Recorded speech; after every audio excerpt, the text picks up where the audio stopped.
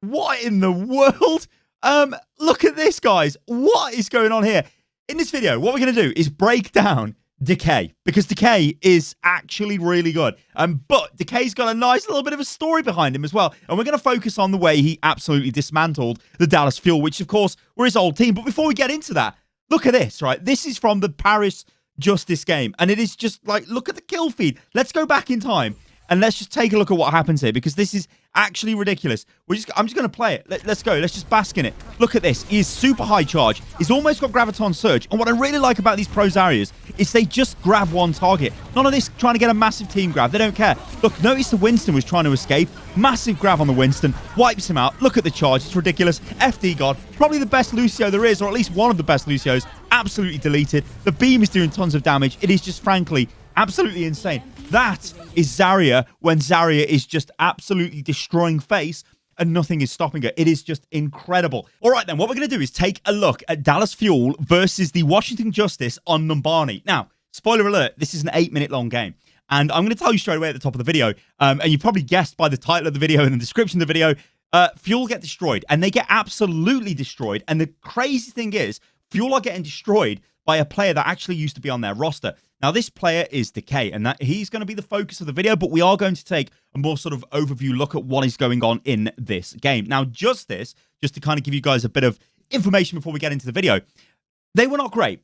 And then they rebuilt their roster, and they rebuilt their roster with remnants of the old Vancouver Titans. Of course, they were Runaway and all of that stuff. However, we get to the current Washington Justice roster, and it includes a player called Decay, who has recently joined them from the Dallas Fuel. Now, this player apparently, although this wasn't actually confirmed, but apparently this player didn't want to take part in scrims and was a little bit of an issue when it came to the Dallas Fuel. But other players from Dallas Fuel have come out, players like Crimzo have come out and said, actually, maybe he wasn't the problem. We don't actually know. And maybe he did say he was the problem. I don't know, ladies and gentlemen, but it's drama, Overwatch League drama. It's all interesting stuff. Anyway, the fact is, there's a storyline here. There's a player with a vendetta against his old team. And we love to see this kind of thing, especially in the Overwatch League. Okay, so before we get into this, let's just take a look at the team comps and what is going on. So the first thing we're going to look at is Arc is on the Mercy. Now, why is he on the Mercy? Well, Mercy is an incredibly good support hero right now in the meta for one reason. She can damage boost, and she is very strong when paired with an Ashe, because the damage boosted Ashe is doing massive damage and it's got really rapid fire rate. It's basically a super sniper in that sense, a super soldier. I guess that's the way to look at Ashe.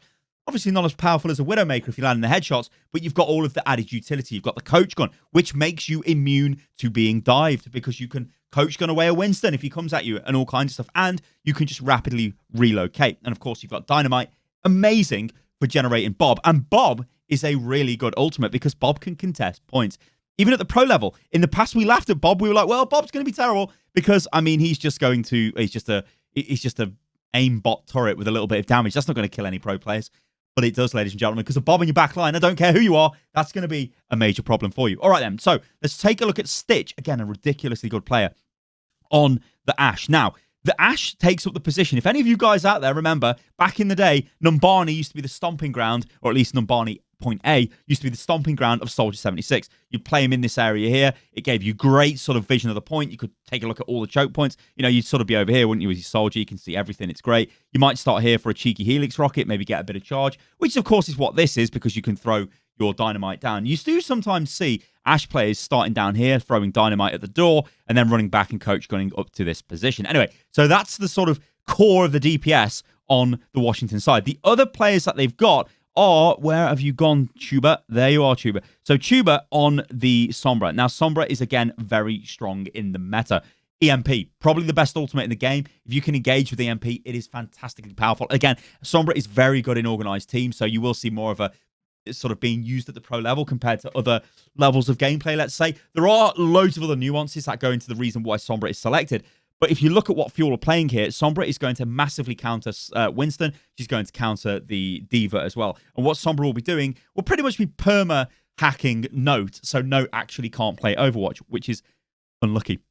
Also as well, Sombra's pretty good for getting you bits of intel because she can sit in the back line. Anna is a very powerful healer. Anyway, even though she's been nerfed, although it must be said, in this patch, this isn't the nerfed patch with the nerfed healers and the nerfed Roadhog and the nerfed Ashe. This is the old sort of super Roadhog, super Ashe kind of super Ana patch. I guess Ana was never really that super, but whatever. It's the pre-power creep patch. All right, so Ana, good selection there. You've got anti-heal. You've got your nade, obviously, for the heal as well. You've got just long-range healing. You've got sleep dart. You've got an amazing ultimate. Very good support.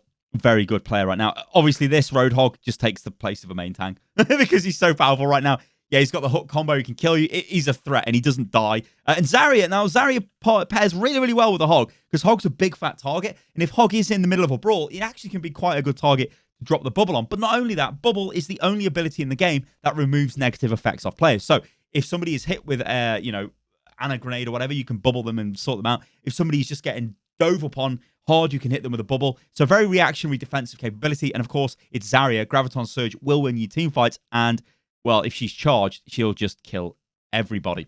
Now, looking at the fuel team, let's just play this so we can get the guys come out of the spawn. Awesome. You can see a little bit of a cheeky sort of poke coming in there from Decay, trying to get any little bit of added ult charge. Now, look at what they're playing here. Now, this is the funky thing. Now, they are rolling out the gates with what is basically dive comp. Well, it is. It's absolutely dive, just with Moira. This, if you're an old school fan of Overwatch esports, you'll be like, yeah, I remember this. Tracer, Genji, Winston, D.Va. Why did I want to say Roadhog? You can't have 3 tanks. Lucio. And then maybe you would have I don't know, Mercy. Maybe you would have an Ana. Maybe you might change the Lucio for a Zen and have an Ana. You know, those type of dive comps. However, they've got a Moira. So this says to me, what they're looking to do is get up close and personal, get into the enemy team as a big blob, and just heal the hell out of themselves. So let's see what they do. So what we're going to do in this video is we will take Decay's point of view probably for most of it, although that might be famous last words, because we're going to watch the attacks break as they happen, go back, slow them down, and break them down, because it's really interesting. I mean, you guys probably see here, you're probably asking yourself a question. Why have they dove there? Like, that seems really weird. Stitch gets a kill. And in fact, we will stop this now because I want to show you where Stitch is. And I want to show you, well, his point of view. Look at that. He can just see everything because he's in the great position. He's not being pressured. He can do whatever he likes. Spam damage. It's all over for Fuel now. They need to get the hell out. They've lost 2 members of their team and they need to disengage, which I believe they do. And I believe Note does get away, yeah, with the mech. So pretty much a failed attack. So why did that not work? Well, let's take a look at this. So the dive itself was actually kind of okay. And you can see what they're trying to do. So Dallas are going to move around this side of the point and they're going to dive the back here, and then you're going to see Moira come from the low ground up to here to join in on the fight. Because Moira, obviously, in all of this, let's just pause it. Moira is not the weak link, but she's the one that really needs to get into the fight because the rest of the team are not. So this is a very interesting decision by Doha, and this is a decision which gets him killed. So Doha, for some reason, has just gone in on Aim God. Now, okay, Ana is obviously a good target for the dive to hit, but not when she's standing with the 2 tanks. That's obviously going to be a bit of a problem. So stay tuned to Doha because he's about to get battered. This is the interesting sort of decision to me, is they dive the Sombra. And I don't think they're diving a player here. I think they're diving a position. So what they're trying to do is get into position here, and while they're in position, then take the high ground and slowly move forward when their Moira gets into position. The issue is, with the Winston and the D.Va, I mean, Roadhog can hook both of them pretty easily. D.Va can just get hacked by the Sombra. It's not great. Anyway, watch what happens. So Tuba is like, oh my lord, there's 3 people on top of me. I got to get the hell out. Tuba gets the hell out, and that's fine. You expect to see it. You love it. This is the picture that I want to frame for you guys. Look at that. They're all together. So Dallas have taken this position, and I think that's what they were trying to do with this dive. So you'll probably notice as we go through this video that you might be like, well, Sty, Dallas don't actually seem that bad. And they're kind of not, right? And at the pro level, a lot of the teams, this might sound a bit controversial, but a lot of the teams, a lot of the players, I should say, there isn't that much of a gap in performance. Yeah, there are some superstar players, sure. But a lot of the time, it just comes down to the type of tactics that are being used. And I think that probably comes back to the coaches and probably comes back to like the team sort of environment and just the ability to adapt on the fly as well. Because you'll see teams like London Spitfire are terrible at adapting on the fly. I mean, they played into Chengdu Hunters, who have got Amang. You know he's going to play ball. And I don't think they played Sombra once at all.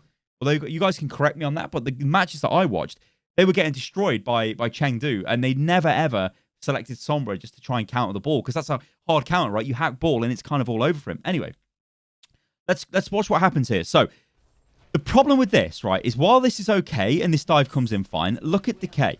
Doha, sorry.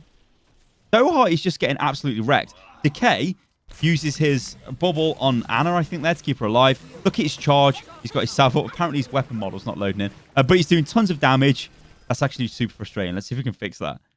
Okay, there we go.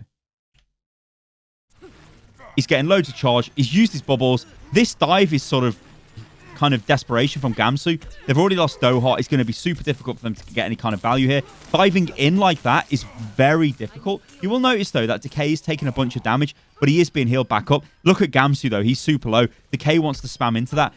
You get the kill finally on Gamsu with Janu finishing it off, but a bunch of that damage came through from Stitch. And then you'll notice like they all start dropping down onto the low ground. This is because they want to stay together. Justice, they don't want to lose any players. And also, the fight's basically over. Like, there is nothing here that Dallas can do. They've lost 2 members of their team, their main tank and one of their DPS. They've got to get the hell out, and they disengage. Now, it's only the first engagement, right? So after this, what you would do as a team is go, okay, we know what the enemy have got. The defensive team cannot change comp. So you'll be thinking, what ultimates could they possibly have online? You might be thinking, should we be changing our comp here to try and deal with what we've just, well, faced? Now, the issue I've got here is Dallas don't change their comp. And I'm not saying that's a bad thing, because Dallas could actually, down here, you've got Stitch. Now, this is really good positioning of Stitch. Like, really, really good. Because if Stitch is on the high ground up here, he would be a diveable target that Dallas might be able to take advantage of. But he's really took a great position there. Orc is basically out of the fight. So you could say that this is almost like a 4v6, but it's not, because you've got the range damage coming in from the Ashe, and obviously using Guardian Angel, because what Arc can do is he can Guardian Angel off Stitch basically and get over here and get straight into this fight if he needs to. So he has high mobility. Another great sort of part of Mercy's kit, and again differentiates super high-end Mercy's from the low end. So we're just gonna play this out, right? So this straight away is oh dear, we've been hooked. But it kind of doesn't matter, because Note can deflect some of that with Defense Matrix, which he does. Now, what I like here about Dallas is this is almost like it's a dive, but really not a dive. It's a, we're just going to take this position off you, and I really like that. Aim God gets caught out of position. Decay needs to use his bubble on Aim God, but it's looking actually super ropey now for Justice, and, well, you've lost your main healer. This is super bad, but it doesn't matter because Stitch has annihilated Onigod, which is not a great result. Now, if we go on board with Decay, I just kind of wanted to show you the hacking there of Gamsu. Decay gets killed in this fight, so, it's not looking too great, is it, for Justice? And this actually, it's probably not that much of a destruction, is it? You ever think, well, Sty, why are you saying Justice destroy fuel? Well, look who's on the point. It's Bob. And Bob, well, as we all know, contests the point, and Bob is really super frustrating. Look at him. He's pumping out damage. He's being super annoying here. I think we're about to see... Doha, I think Doha gets away. Yeah, nice dynamite, but Doha gets away. So, great use of Bob there by Stitch. But just take stock of the ultimates that are online now for the team. Or that will be online in the next fight. So, actually, I've missed a crucial point here because I really like what Dallas did here. Let's just go back. Take a look at this here. So, let's slow this down a little bit, I guess. Yeah, so Crimzo invests his ulti. Maybe not the best idea, but Art gets the res in. All right, cool. Okay, which again is the other powerful thing with Mercy. You can res people when they get picked. I mean, that is a really good ability. Any of you guys remember when Mercy used to have, you know, she could just res everyone? That was an interesting time for Overwatch. Anyway, this is funky, right? Because there's a decision that can be made here by Justice. Do they want to just commit to this, or do they want to back off and regroup? So Dallas are in here trying to heal up. I think Note gets hacked. I'm sure Note gets hacked here. I think Tuba hacks Note. Yeah, so they kind of look, you see, they're looking, they kind of come in, they want to take this fight. They go for a cheeky hook. And then the key thing here is they decide to disengage. Now, this is super interesting because if you look over here, you've got the rest of Dallas Fuel starting to get together, and you've got the Genji on the low ground. I still think the decision here is to just go hard on these guys. I mean, look at this. You've got your whole team here. Just go in here, guys, and just kill them. I mean, that's the play, right? Anyway, what is interesting about this is look at what Justice do and look at what Dallas do. We're going to get a nice overview of this here because I think this is actually super cool. So Justice are backing off. They're regrouping. But look at what Dallas are doing as well. Dallas are sort of doing the same thing. Right? Look at this. They regroup for the attack. That's really cool. Like, to me, that is really, really cool. But I still think Justice could have taken advantage of that. All right, let's get on back on board with Decay and take a look what happens here. So we've got EMP coming online for Justice. We've got the bomb going in from the Tracer. Didn't really connect with anyone. That's kind of a bit unlucky. We'll speed this up a little bit.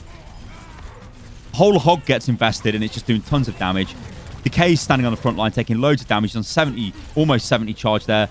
He's got his bubble back available. It's going to be kind of easy to deal with this. And yeah, so what we see is a very good use of the whole hog there to sort of bring that under control. We see Aim God do a little bit of cheeky BM there as they wipe out the Tracer, which is unlucky again for Onigod because he did kind of get annihilated. I mean, Onigod got wrecked, missed a bomb, got wrecked again. So he's not having a great game. So it's kind of, I guess, annoying. Anyway, take a look while I take a sip of my coffee, which has probably gone cold by now.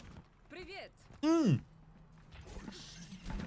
It's alright. It's kind of like iced tea, but not. Oh, why would it be tea? It's coffee. Anyway, let's watch this, then we'll bring it back and we'll just see what happened here. Because this, ladies and gentlemen, is what happens when EMP gets slammed into your team. You have, well, you kind of got no ideas. So let's slow it down. Let's get on board with Tuber and let's watch EMP get deployed here. So the Winston comes in on a dive. Okay, it's fine. Now, I'm pretty sure Dallas know that EMP is here. So it's just almost like a YOLO sort of attack. At least that's what I want to say. And I want to give them the benefit of the doubt. You'll notice no ultimates used by Dallas. I mean, why would they use ultimates here? Arc uses Mercy's ult, and you've also got Tuber using his EMP. And that's basically it. That's the fight over. But now Dallas know, okay, we've dry pushed them. We've got away. We've managed to get the ultimates out of them. They don't have EMP. A lot of ultimates are coming online now for Dallas. In fact, they've almost got every single ultimate online. So this is going to be a bit of a mess. So the question is, how will Justice deal with this? They've got Bob available again, which is it's so fast to charge Bob with this Ash. It even is with the nerfed Ash, I think, because a damage boosted dynamite is just incredible damage. The paintbrush kills Tuber, which actually is pretty good, but Tuber doesn't have EMP, although you still want your Sombra in the fight for the hacks, obviously, and the damage that she outputs. But look at what's happening here, right? You've got EMP, you've got Grav online, and I want to see what he does with the Grav, because I think, if I remember, it's not this fight, it's the next fight, because this fight was a bit of a wash. So again, another sort of a fight where it was just like maybe not great execution there off Dallas. Dallas have still got all of their ultimates, really, and we're going into the final fight. Now, probably what happened is the call was made that, look, guys, the dive was bad. Whatever, just die, we'll go again, because we know we can get in. Problem is, you're playing into a Grav, and we know what Grav can do, so let's see what Decay does with Grav. So Decay's getting pressured here a little bit with Genji, which is fine. Dallas are taking sort of... Oh, my lord. That sleep is... Doha has just been wrecked in this game. Gamsu does kill Tuber, though.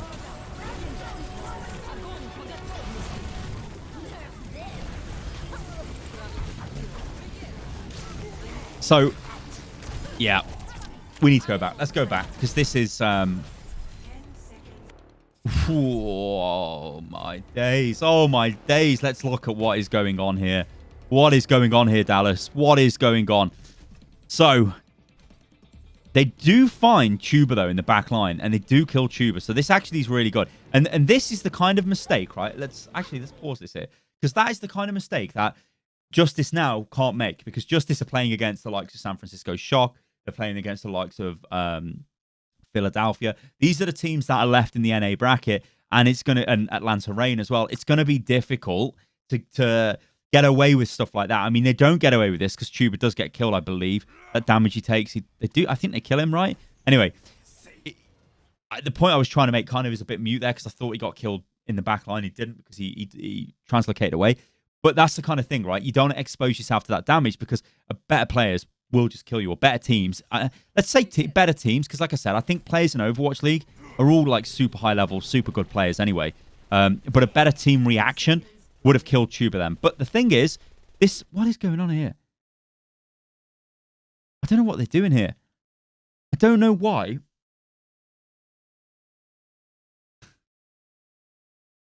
I'm not sure what they're actually doing here. I don't know why their Lucio and their Tracer is here, because that and the rest of the team have gone into the back line here.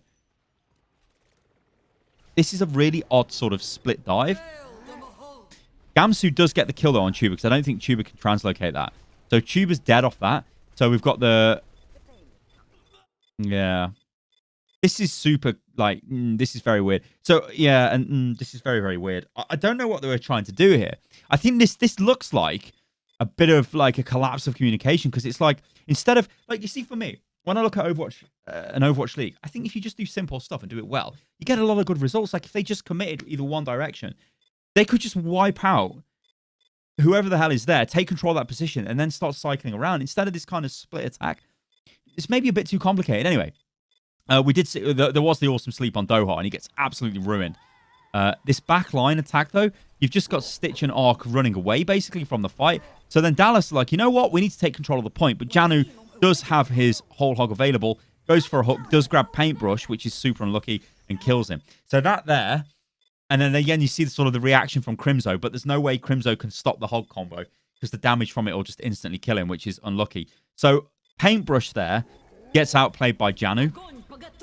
Decay and Janu, like, they're the only ones on the point here. The Ana is getting knocked off by Gamsu. The Grav and the whole hog are stupidly powerful. So this is just like... And then we've got the absorption of the bomb damage with Decay's bubble. He's supercharged. It's just a really weird, disjointed final attack, because that could have been Dallas with all their ults available. I mean, they don't even use Blade because he's dead. I think he does try and use Blade as he comes back, but it's not really going to matter. 2 HP as well, lol. Yeah. I mean, I can only imagine what was happening there. I think, actually, if we just go back and check this, what they might have been trying to do is it's sort of like Doha looking to engage with a Blade. Well, not engage with the Blade, but just isolate. You've never seen the Ana? Oh, that is bad. So it's a case of being outplayed on multiple fronts, basically, here. But also the dive was just super weird and super split. Unlucky. Unlucky Dallas. All right, then. So, like I said at the top of the video, it is a pretty short game. So you can imagine what happens here on the attack. So let's get on board with our man Decay and see what happens. To me, this is super cool because I think there are other games Justice played, especially the Justice Shock match was incredible. I mean, that match itself was probably one of the most watchable Overwatch League games we've seen all year. Super good. Like, Shock, spoiler alert, by the way, Shock actually came back from, they did a reverse sweep. Just shows you the mental fortitude of Shock. But, like, holy God, that was one hell of a game. So, let's take a look at what's going on with Fuel. So, Doha, obviously, is not on the Genji for defense. Picks up the Sombra, which is totally fine. We've got pretty much the same team comp for Justice. Well, exactly the same team comp. And the question becomes, like, how do they want to attack the point here? Where are they going to go? Low ground, high ground? Generally, they're going to go for high ground. You'll see most teams do this just because you want to control that high ground. They are sending their Ashe around the side as well, which is super cool. Get a little bit of flank on the go. Send hog forward, bubble hog. Pretty standard stuff there.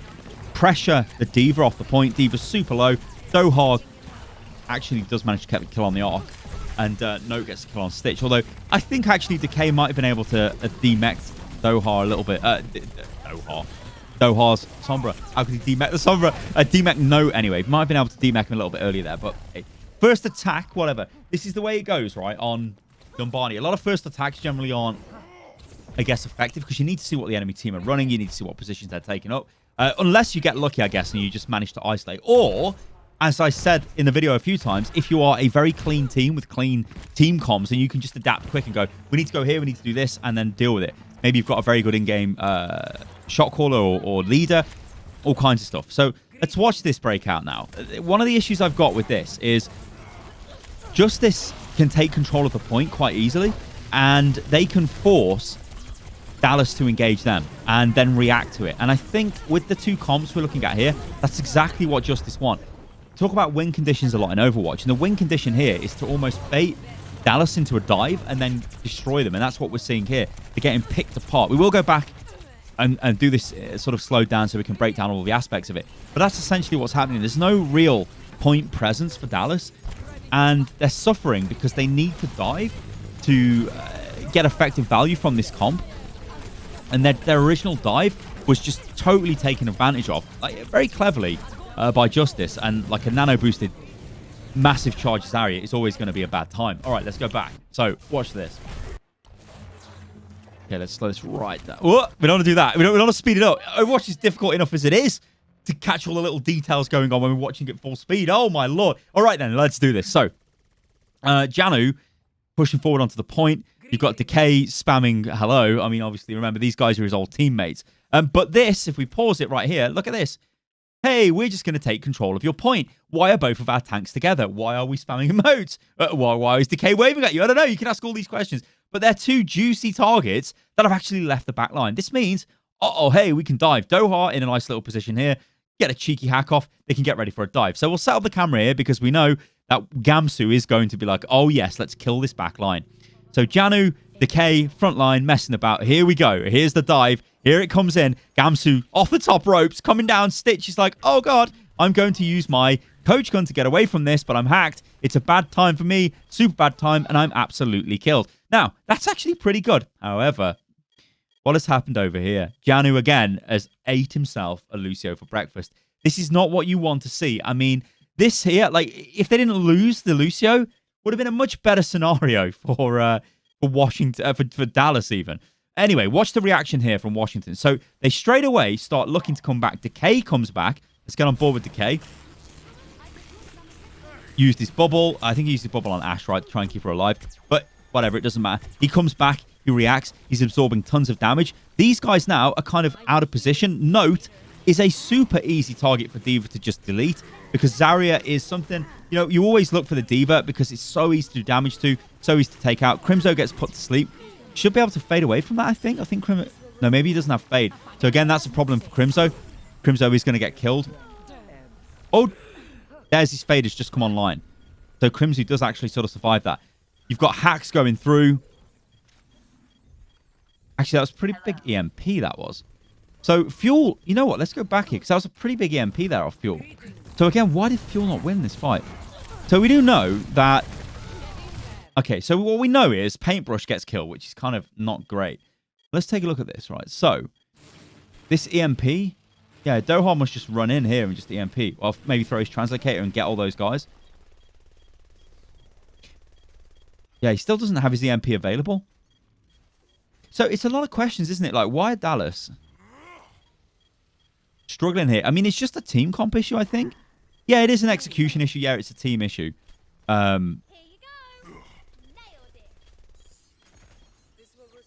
mean, Hog's got bomb on him there. Okay, there we go.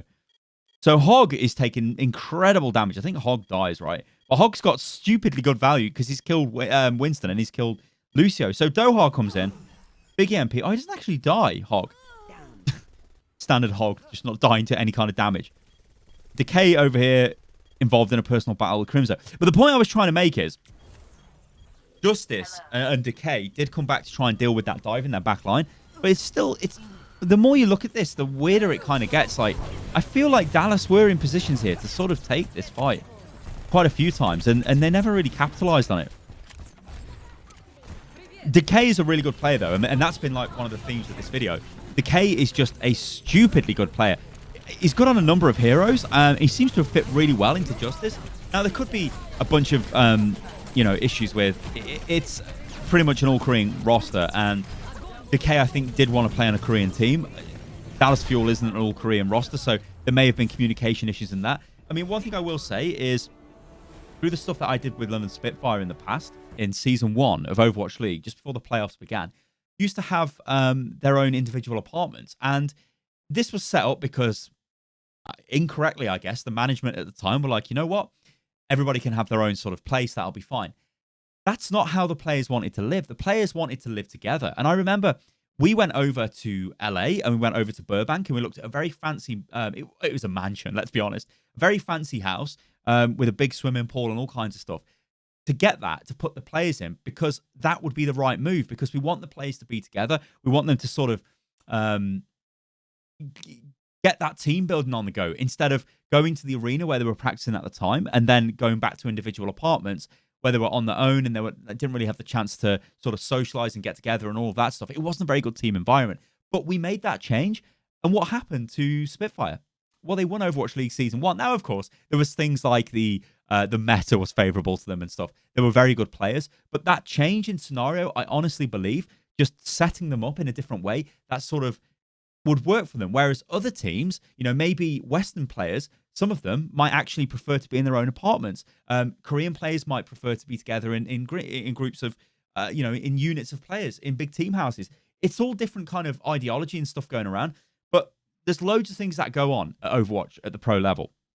And what I'm going to try and do is do more of these kind of chilled out videos where I grab myself a coffee and we just sit back and we take a look. Because I really enjoy watching Overwatch League and I just don't think there's enough content out there, which is super frustrating. But anyway, thank you for watching, guys. That has been an explanation as to why Dallas. kind of got destroyed by Washington Justice. I've been Stylosa, and if you guys enjoyed the video, then do like the video below, because then, well, I'll make more of the videos. And do comment as well. Maybe if you've got any games you'd like me to take a look at, we can do that. And I'll catch you guys on the next one. Toodaloo.